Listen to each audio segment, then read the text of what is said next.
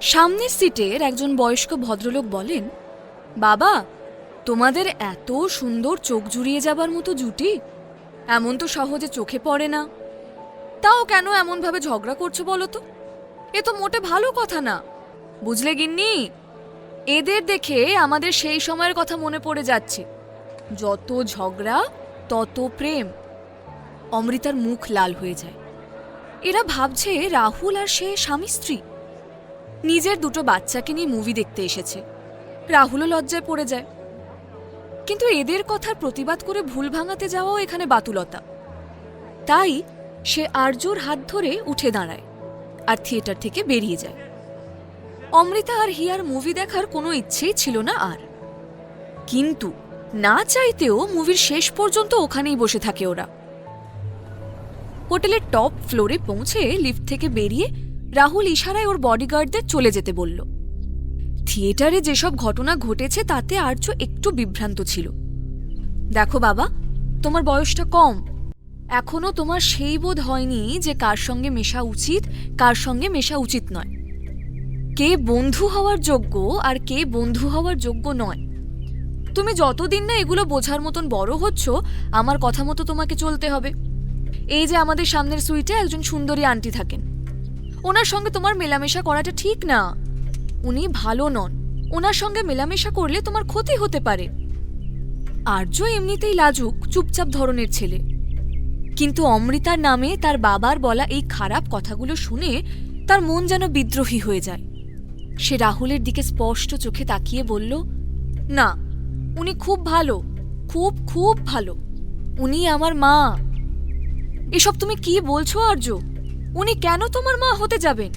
তোমার তো মা নেই আর্য, তোমার শুধু বাবা আছে, আর সেটা আমি। তুমি ভুল বলছো, সবার মা থাকে, তোমারও তো মা আছে বাবা, তাহলে আমার কেন মা থাকবে না? উনিই আমার মা। বলে কাঁদতে কাঁদতে এক ছুটে নিজের ঘরে চলে গিয়ে আর্য দরজা বন্ধ করে দিল। বিস্মিত রাহুল কিছুতেই ভেবে পাচ্ছিল না কি করে এই দুদিনের দেখা মহিলা আর্যর ওপরে এতখানি প্রভাব বিস্তার করতে পারেন। মুভি থেকে ফিরে নিজেদের রিসোর্টের রুমেই যাচ্ছিল অমৃতা আর হিয়া। লিফট থেকে বেরিয়ে প্রায় এক ছুটে হিয়া রুমের দরজার সামনে গিয়ে দাঁড়িয়ে পড়ল। আসলে ও ভয় পাচ্ছিল, যদি সামনের সুইট থেকে কেউ বেরিয়ে ওকে দেখে ফেলে তাহলে মুশকিল হবে। অমৃতা কার্ড দিয়ে দরজা আনলক করার সঙ্গে সঙ্গে হিয়া ঝট করে ঢুকে পড়ল নিজের ঘরে। অমৃতা অবশ্য হিয়ার এমন আচরণে আদৌ আশ্চর্য হয় না। হিয়ার এমন খামখেয়ালি আচরণে অমৃতা অভ্যস্ত। অমৃতা একটু অন্যমনস্ক ছিল। সে ভাবছিল রাহুল রায়চৌধুরীর সঙ্গে তার যতই তর্কাতর্কি হোক না কেন, লোকটা যে আদতে ভালো তা সে বেশ বুঝতে পারছে। কিন্তু অকারণে এই লোকটার সঙ্গে একটা ভুল বোঝাবুঝি তৈরি হয়েছে, আর যত সময় যাচ্ছে ভুল বোঝাবুঝিটা কম হওয়ার জায়গায় আরও বেড়ে চলেছে। এসব ভাবতে ভাবতেই অমৃতার ফোনটা বেজে উঠল। ফোনটা রিসিভ করতেই ওপার থেকে শ্রেয়া বলল, আমাকে ডক্টর ঘোষাল একটু আগে মেল করেছিলেন, ওনার মেল থেকেই আমি সব জানতে পারলাম। ম্যাডাম, উনি আপনার ফোন নাম্বারটা চাইছেন, আমি কি ওনাকে আপনার ফোন নাম্বারটা দিয়ে দেব? না না, কোনো দরকার নেই, কোনো মতেই আমার ফোন নাম্বার তুমি ওনাকে দেবে না। তুমি ওনাকে মেল করে দাও, বৃষ্টি ম্যাডাম ঠিক সময় মতো পৌঁছে যাবেন নার্সিংহোমে। অমৃতার কথা বুঝতে পারল না শ্রেয়া, তবে অহেতুক কৌতূহল প্রকাশ করল না। শ্রেয়া বলল, ম্যাডাম, আজকে যে 10 জন ডাক্তারের টিম আপনাকে অ্যাসিস্ট করবে, ডক্টর ঘোষাল তাদের নাম আমাকে পাঠিয়ে দিয়েছেন। আমি আপনাকে ওই লিস্টটা মেল করে দিচ্ছি, আপনি একবার দেখে নিন।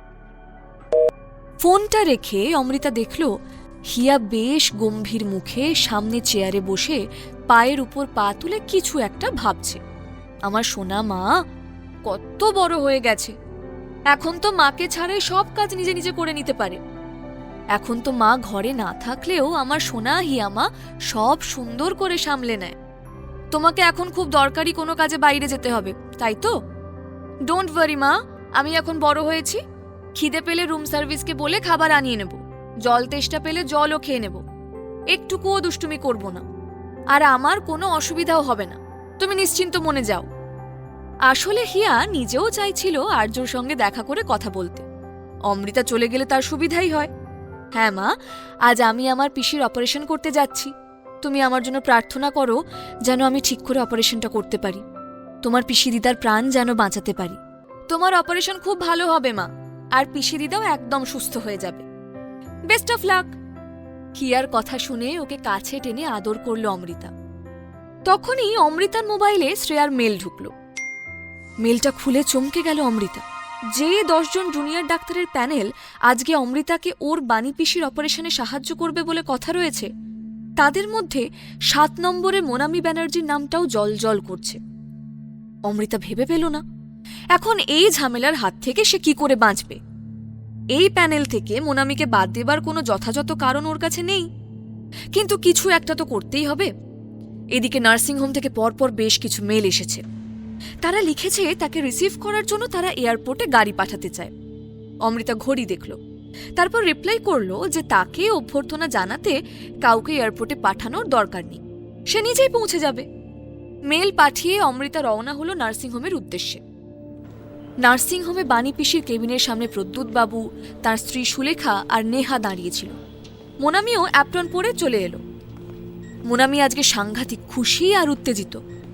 এশিয়ার সবথেকে বড় নিউরোসার্জনকে অ্যাসিস্ট করতে চলেছে সে। সুলেখাও মেয়ের সাফল্যে অত্যন্ত খুশি। এদিকে ডক্টর ঘোষালের নির্দেশে প্রদ্যুৎবাবুকে কয়েকটা কাগজে সই করে দিতে হলো। নেহার যেহেতু এখনো 18 বছর হয়নি, তাই এর দায়িত্বটা প্রদ্যুৎবাবুকেই পালন করতে হলো। প্রদ্যুৎবাবু না পড়েই সই করে দিলেন কাগজগুলো। দেখুন মিস্টার ব্যানার্জি, আমি আপনাদের কাছে মিথ্যে কথা বলবো না। এই অপারেশনের সাফল্যের সম্ভাবনা খুবই কম। আমাদের ভাগ্য ভালো যে আমরা আমাদের মধ্যে ডক্টর বৃষ্টি ব্যানার্জির মতো নিউরোসার্জনকে পেয়েছি। দেখো মা নেহা, এখন যেটা সবথেকে বেশি দরকার সেটা হচ্ছে ঈশ্বরের প্রতি তোমার বিশ্বাস। তুমি ভগবানকে ডাকো যাতে এই অপারেশনটা সাকসেসফুল হয়। আমরা তো আমাদের মতো আপ্রাণ চেষ্টা করবই। ডক্টর বৃষ্টি ব্যানার্জি কি এসে গেছেন? না, এখনো উনি আসেননি। আমি ওনাকে যোগাযোগ করার চেষ্টা করেছিলাম। এক্ষুনি ওনার মেল এলো। উনি জানিয়েছেন কিছুক্ষণের মধ্যেই উনি এসে পড়বেন। ডক্টর ঘোষাল, উনি এলে আমি কি ওনার সঙ্গে একটা সেলফি তুলতে পারি? দেখুন ডক্টর, আজ যে উনি এখানে এসেছেন তার ক্রেডিট তো আমারই, তাই না? আমার মেল পেয়েই তো উনি এখানে আসতে রাজি হয়েছেন, সুতরাং এইটুকু ফেভার তো আমি চাইতেই পারি, তাই না? কথাটা শুনে মনে মনে প্রচণ্ড বিরক্ত হলেন ডক্টর ঘোষাল। একটা মানুষের যে কিনা মনামির নিজের পিসি, তার জীবন মরণের প্রশ্ন যেখানে, সেখানে মনামি সেলফি নিয়ে ব্যস্ত। কিন্তু মুখে সেটা প্রকাশ না করে ডক্টর ঘোষাল বললেন, সেটা আমি কি করে বলবো মনামি, তুমি ওনার কাছে পারমিশন চেয়ে নিও। খুশি মনে ঘাড় নাড়ল মনামি। ঠিক সেই সময় করিডোরে কারো পায়ের শব্দ শুনে উত্তেজিত উৎসাহিত গলায় মনামি বলল, ওই বোধহয় ডক্টর বৃষ্টি আসছেন। সবাই একসঙ্গে পিছনে ফিরে তাকাতেই দেখল করিডোর দিয়ে হেঁটে আসছে অমৃতা। অমৃতা ঘাবড়ে যায়।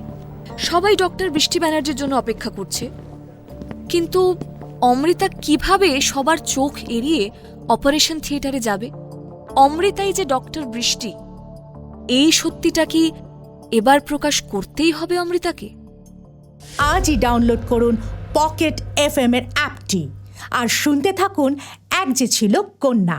লিঙ্কটি রয়েছে ডেসক্রিপশনে।